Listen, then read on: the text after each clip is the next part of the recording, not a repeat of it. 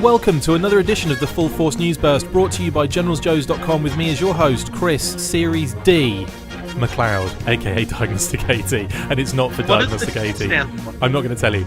I am joined by Erik Araña, Erik Series E Araña from Boss Fight Studio, and Series Z bio writer extraordinaire Paddy Lennon to discuss their brand new reveal just in time for Toy Fair, Series Z.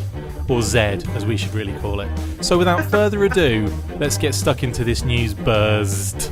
See what I did there? I put a Z in it. Earlier today, the good folks at Boss Fight Studio revealed a poster and some product images of their first two figures from a line called Series Z/Z. An email went out to customers that said, in June of 2018, Boss Fight Studio purchased the tooling and visual assets of a product line that we closely collaborated on to develop, engineer and sculpt, creating a generally HAX-compatible offering. Over the past few months, Team Boss Fight has taken the time to revise and enhance the acquired assets to create an all-new Vitruvian HAX series. We are including the addition of new Boss Fight signature elements, making this a truly unique take on the zombie concept, one take that is worthy of the Vitruvian HAX expression. The news has been taken very positively so far, with a lot of excitement surrounding the line, and so we thought it would be a good idea to get Boss Fight on to tell us more. Thanks for joining me, Erik and Paddy. First off, Erik, tell us about this line and the idea behind releasing it, please. Well, from day one, we had a zombie series in mind, coming up with a way to make it unique and not the typical Walking Dead. Yeah. Night of the Living Dead type of stuff. Day of the Dead, something of the Dead, yeah, Dead of the Dead. It's all kind of this. It's all kind of not that those aren't great. I love anything by George Romero, and I love The Walking Dead, the comics and the show and all that stuff. But there's a sameness to all of it. Yeah. So the trick is, as always with Boss Fight Studio, we want to zag when everyone else zigs, and. Series Zig and Zag. Series Zig. It's a Series Z Force, Series Z Force. Oh, amazing. And we just kind of kept pushing back the idea because we had other things that we had a more solid idea for. When the opportunity came up to purchase the tooling and the molds, we did. And we instantly had to come up with what makes it unique to Vitruvian HAX and to Boss Fight. So getting together with Paddy, the Boss Fight team, we all kind of brainstormed and kind of came up with these wacky elements to it that give it a little less paramilitary, people running around with guns and crossbows and everything and killing zombies, and a little more whimsy almost to the whole idea and the whole concept. Cool, yeah, taking the edge off of that kind of what is effectively a very violent and harsh and depressing scenario. Yeah, exactly. And you'll notice with the figures, the humans they're not covered in blood, although, their weapons are. Boxing gloves, I was going to say. Boxing gloves are covered in blood because Antonio runs around, pummeling zombies to death with with a pair of boxing gloves.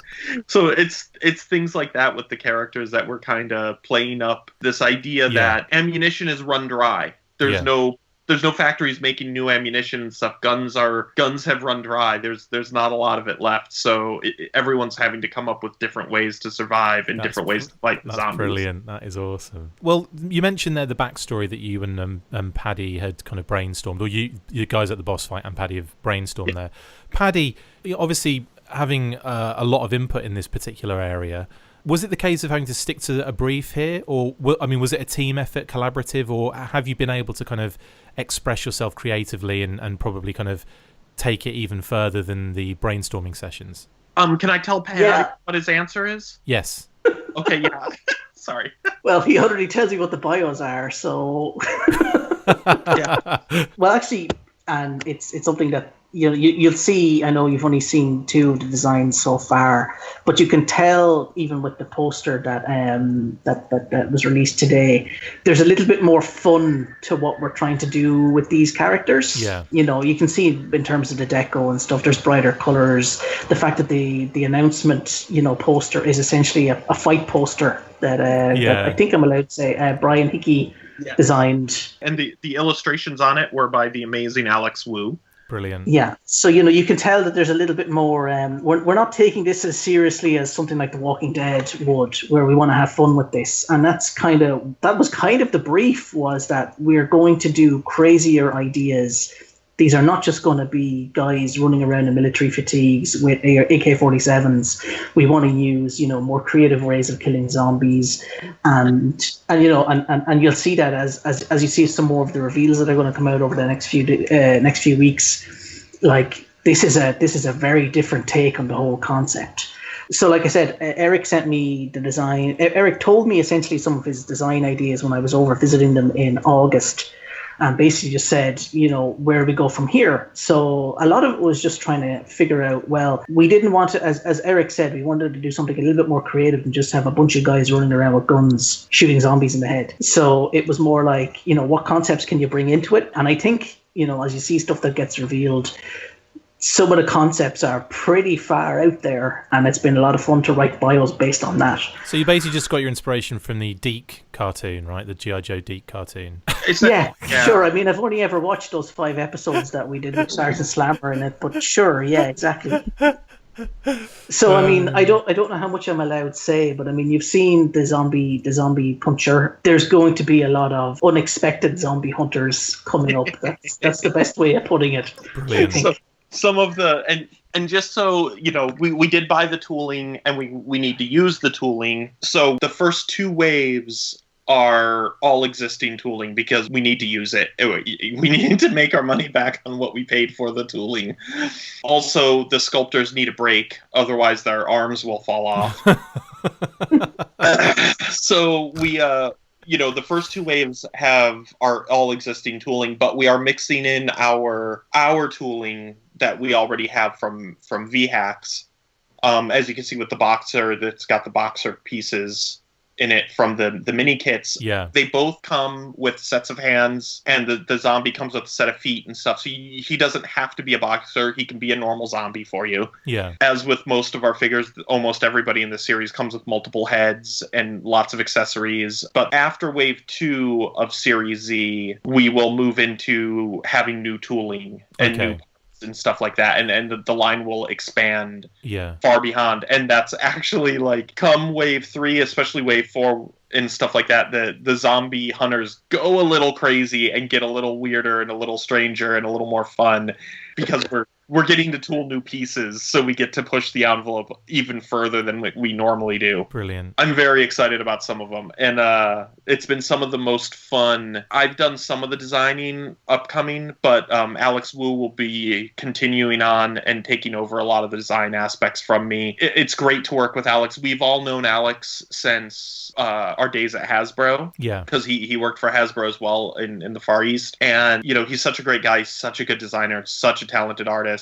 He's doing a lot of the card art for us, and he's helping us with a lot of the concepts going forward as it shifts to be a more, like we said, more whimsy, more change, different than the standard zombie story. Actually, the one thing that was actually interesting when you were writing the bios is, I think I said to you, can we make them funny? And you were like, yes. Yeah. Whereas to date so far with the character, with the backstory and the bios, we've been kind of playing it straight. Yeah. Whereas this one, it's like, okay, we can throw in absolutely off the wall concepts into the bios as well, to match the fact that the concepts coming out of the toys are a little bit off the wall. We're going to do that, play it up in the bios as well, and in the world building we're going to be doing. Yeah, and that was a great moment. Like when Paddy came to us and said that, it was like, yes, absolutely, because Series 1 of Vitruvian Hacks was so serious, and it was kind of a point of contention sometimes when we were coming up with the bios and stuff. We were like, oh my god, it's like pulling you down. But Greek mythology all is like that. Like, it pulls you down, like it's so heavy. Yeah, Greek tragedies, for example.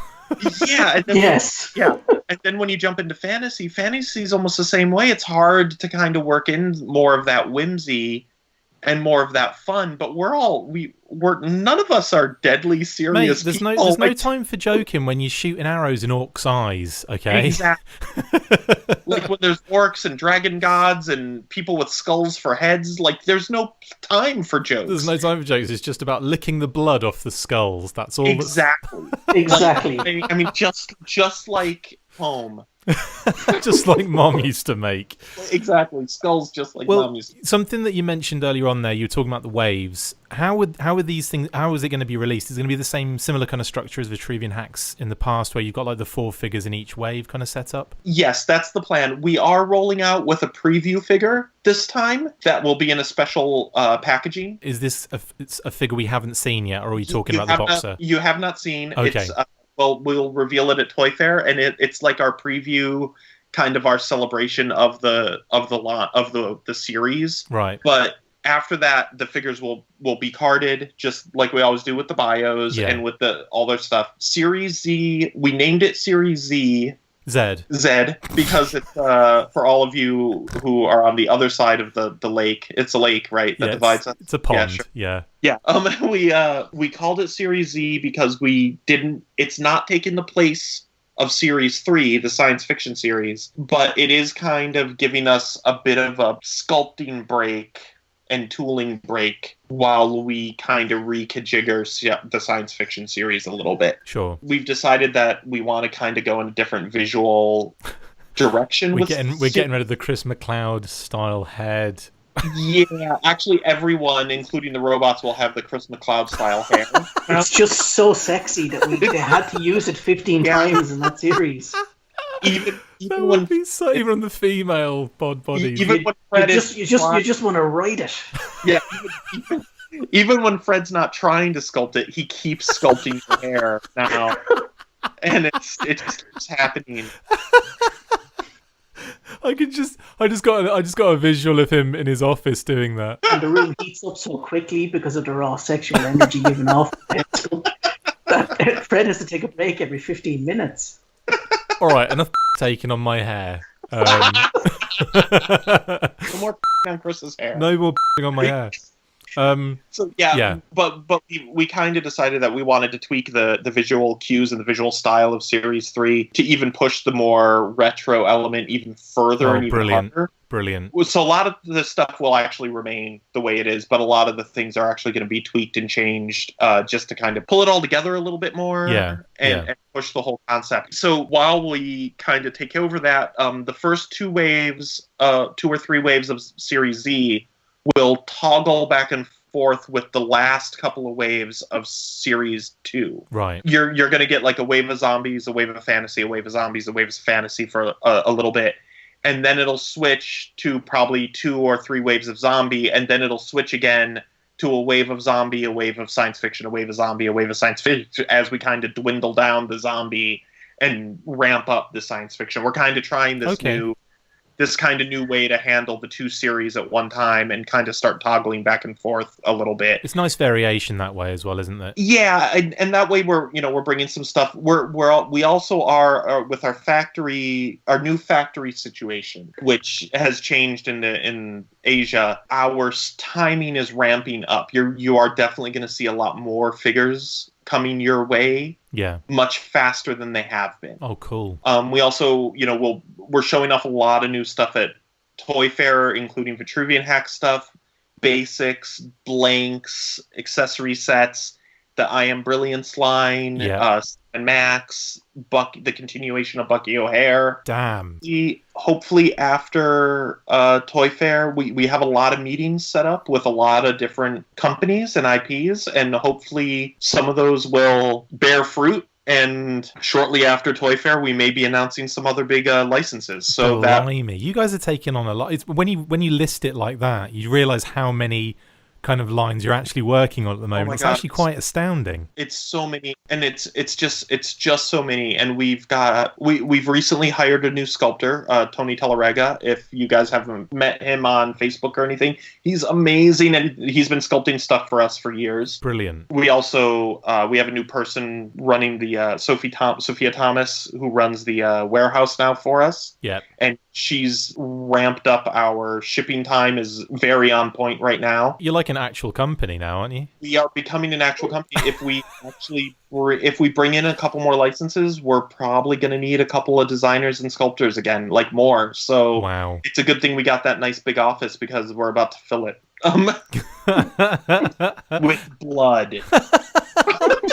And zombie parts. Licked off an orc's skull. Where else? Anyway, yes. Okay, so coming back to Series Z quickly, could you is there anything can you discuss a little bit more about the boxers' bios, or are you trying to save that for? Oh, would we like to read the bios?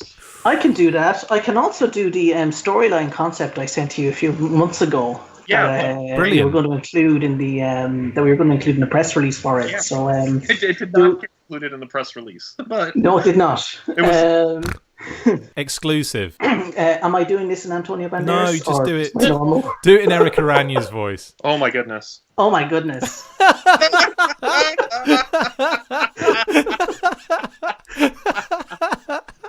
That was me trying to get the tone right. Oh my god. Leaving the fantastical past behind them, the crew of the Vitruvian set a course for the 1990s. Temporal emanations from that date worried the crew, warned them that something had gone seriously awry. Upon arrival, they discover a world in turmoil, a splintered timeline that should not exist, a planet deep in the throes of a zombie apocalypse. With law enforcement and the military having been wiped out in the earliest days of the war, ever-decreasing numbers of brave civilians struggle against an undead army. Tens of thousands of innocent people remain trapped in major cities, walled in by hastily built fortifications, as the surrounding zombie hordes try to claw their way inside. The survivors, having run out of ammunition and many other resources, use melee weapons to take down zombies while they seek fuel, food and medicine in order to survive. The Vitruvian touches down in a world utterly changed, and the crew know that they must stop this Armageddon. By finding the clues as to why the world has taken such a dark turn, and by stopping the outbreak before it starts, maybe, just maybe, everything can be put to rights. Awesome. That sounds really, really cool. Yeah. So it's all tied in with the Vitruvian hack stuff, which is, again, really, awesome. And the boxers? Oh, Series E Wave 1, Antonia Aviles, Zombie Puncher. Picked on at school as she was small for her age, Antonia turned to martial arts as a means to improve her self-esteem and beat the bullies. She learned the sweet science of boxing at her father Antonio's gym in their hometown of Arecibo, Puerto Rico, and never looked back. After an amateur career that saw 20 wins with no losses, she was scouted by a promoter for her big break, an exhibition match in Las Vegas. An outbreak of the plague occurred mid-bout, with almost a quarter of the audience turning into ghouls in round 3. Antonia fought her way out of the arena, beating down cannibalistic terrors with her fists and leading dozens to safety. Every moment of her actions was caught on camera, leading to her becoming an instant celebrity and icon. That's awesome. Also what we're doing in the bios is what I'm calling, instead of the temporal logs, we're doing what's called a war diary, so I can open out the story a little bit more. Nice, yeah. So for the war diary for Antonia's figure, the event in Las Vegas was an eye-opener in terms of public perception of the crisis. One of the highest pay-per-view audiences ever witnessed Antonia batter reams of the Walking Dead. As boxing fans worldwide watched the events unfold and saw how powerless law enforcement was to deal with the threat, panic took hold in many places. Cool. And our second one that's been revealed so far, Turnbuckle Biter, Sporting Ghoul. Michael Swish Robinson had it all. Fame, fortune, fans, a burgeoning hip-hop career. Swish used his success in the ring and social media savvy as launching platforms for his brand. He had endorsement deals, his own rum distillery, Swish Rum, get Swish, and a fleet of expensive Italian sports cars. Bitten early on in the crisis, Swish noticed that the plague had deadened his sentences, allowing him to take greater punishment during his matches and still come out on top. With a world championship belt in his sights, he refused to seek treatment. The rest is history. Swish turned full zombie on the night of his fight in Las Vegas, biting fight fans as he made his entrance to the ring. In minutes, he had infected hundreds, his long gestating late-stage illness turning people in seconds. War Diary. Las Vegas saw thousands of tourists from across the world every day. Although Swish appears to have been one of the contagion vectors, who knows how many others at the event were also carriers in earlier stages of the infection. Some of those bitten or scratched, thinking they were safe, almost certainly returned home in the days after the event, bringing the disease with them to pass on to their families and friends across the world. That's awesome, man. I love the thought of him coming into the ring on the championship night, biting people as he comes in. Like, that's just amazing. Okay, so yeah, we've got like an overview now of the kind of landscape of what the story and the bio is going to be and everything, which is really, really cool. Thank you for that. When do you expect the line to be in customers' hands? Well, the first figures from the preview figure in the first wave are shipping out. The paint masters and the prototypes are shipping out to Hong Kong right shortly after Toy Fair. Okay. So wow. Basically, we've been waiting, and when they come back from Chinese New Year, they're finishing up a couple of products for us that are already on the docket, and then basically they're going right into the factory's going right into this series. Wow, pretty soon then. Yeah, it should be fairly quickly. It should be by the end of the year, at least for the couple of years. Another thing we're trying in this series as a kind of a test to see how it goes over, and it's not a rule for every wave, but we are trying to kind of link up 2 characters per wave as kind of rivals. Right. Like this first wave has the Turnbuckle Biter and Antonia Aviles in it. So they are kind of both the boxers where it kind of gets televised for the first time and all that stuff. So each subsequent wave kind of has some characters that link up like that. But as I said, it's not a rule, so it's not in every wave. And we may not continue that idea, but we thought it was a good idea for, to kind of try it out and see how it gels. That makes sense, yeah. So there will be 2 other figures that will you be revealing those at Toy Fair for that in that particular wave? Will you be revealing a number of waves? And their names are actually on the poster. Nobody seems to pick that up yet. Yeah. Like, how has nobody spotted that yet? It's on the poster. For wave 1, the other 2 figures are the Gene Brothers, fortification specialists, and the Brain Eater, the cranium connoisseur. Which is my favorite name that Paddy came up with so far. The cranium connoisseur. His cranium connoisseur, which I freaking love that. And yeah, so we'll be revealing Wave 1 and Wave 2 at Toy Fair. Cool. And figures as well, or just kind of like input drawings and the like? Toy Fair is an interesting thing because it's very different. We're trying not to show anything that is only at input stage. Oh, okay. Wow. Because it's, Toy Fair is a industry event. It's a vendor event. It's very different than, say, Comic-Con or something where you can show off, like, here's our planned figures. Yeah. It's almost got to be like, these are already being worked on and made. Yeah. So what you want to show them stuff they can actually buy. Yeah. Representative samples of what the finished product's going to be like, right? Exactly. So anything we show at Toy Fair is at the very least through the digital sculpt stage. Wow, that's awesome. You should see at least all of Wave 1 will be painted.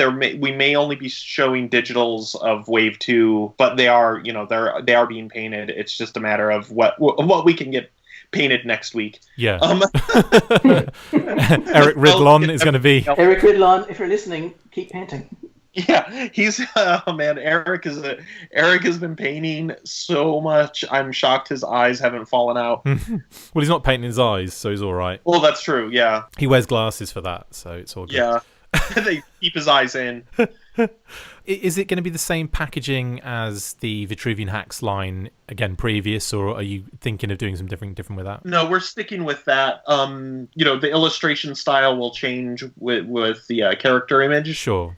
But for the most part, yeah, we're keeping everything the same because we've established that look. Yeah, we want to continue to establish that look until we're monstrously huge and taking over the world next year. Then, not unlike a zombie apocalypse. The only reason that came up was because when obviously we saw the 2 boxes, I figured for some reason in my head it just felt like a 2-pack.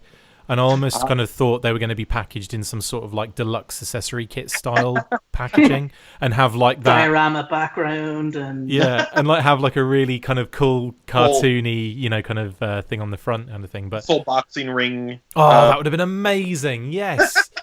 With an actual ring. That would have been There's gonna be you know, Bandai do a boxing ring stage. Oh man. It's the same series as the clear plastic stands that we all buy tons of their clear plastic stands. They also do a boxing ring stage. And maybe someone needs to you need to keep an eye out for one of them next time you're in Hong Kong. I'm just going to be buying one of those old school Hasbro WWF kind of WWF rings. stages, actually, one of the rings. That'd be so cute, so cute. And you know there'll be civilian figures, and you can have an audience as well. Oh yes.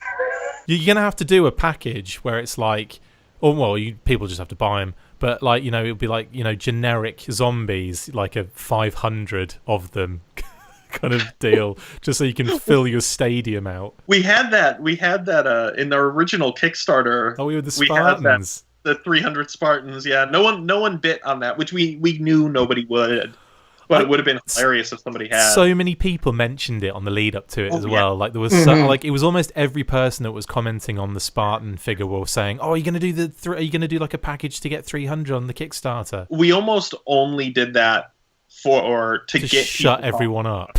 Like no, we wanted people to talk about it because it was, you know, how awesome. Free advertising. Yeah. Yeah, if somebody actually had 300 Spartans, like how cool would a display that would make? That would actually look really good, yeah. You knew nobody would ever do it. But no one can now. Huh? Nobody can now because all of the Spartans, unless you like just literally eBay it for like 6 years, there's no way you're going to be able to do that. There was one guy who every paycheck was ordering like 2 Spartans for about a year, and that's awesome. We think that's what he was trying to do, was to get the 300. Get the 300. I don't know if in 100 years he'll be sorted.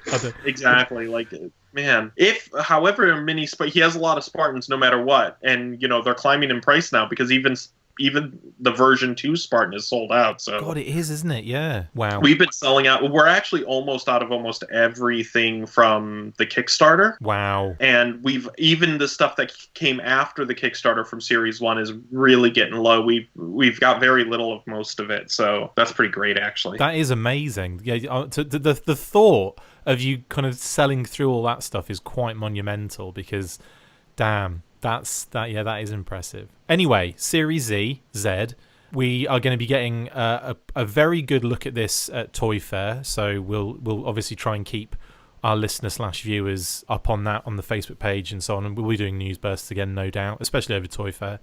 Guys, good luck with everything. I'll be speaking to Paddy. I'll be speaking to you very soon for that comic burst that we have just to do the comics burst that we put back about 15 times. Can't be done. My internet crashed yesterday because of this ice storm, and I was having to like run down the street to like call Paddy and say, "Yeah, we can't do it. I'm afraid, mate. Sorry." And then coming back to the house, like it's cold out here. But anyway, yes. If you ever want to do comic bursts about old 1980s and 90s Aquaman and Green Lantern comics, I am all down to do those.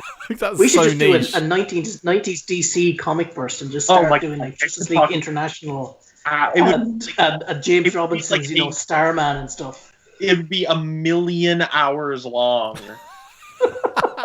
So short for a full force episode. I was going to say very short. God, like, I wish we could do episodes that short. Anyway, speaking of which, thank you guys for jumping on. I really appreciate it. And Series Z over Toy Fair. Can't wait to see more of that. Paddy, good luck with the bios and everything, dude. It sounds amazing and hilarious. I can't wait, again, like I said, to get stuck into those. That's it for this instalment of the Full Force News Burst. Thank you to my awesome guests, Erik and Paddy. See you next time. And as always, full Series Z Force? Full Force. That'll do. Full Force. Full Forza. Amazing. Make sure you get involved with the discussion by liking, sharing and commenting on these videos, and as always you can keep up with the show after listening by following on Twitter @TheFullForce, liking the Facebook page facebook.com/TheFullForce, and if you would like to contact the show you can message us on either of these platforms with feedback, questions or to say, who do you think you are? A serious operation now? No, not even close. Look out for more of these news bursts that we are posting on the Facebook page from now on. Full Force.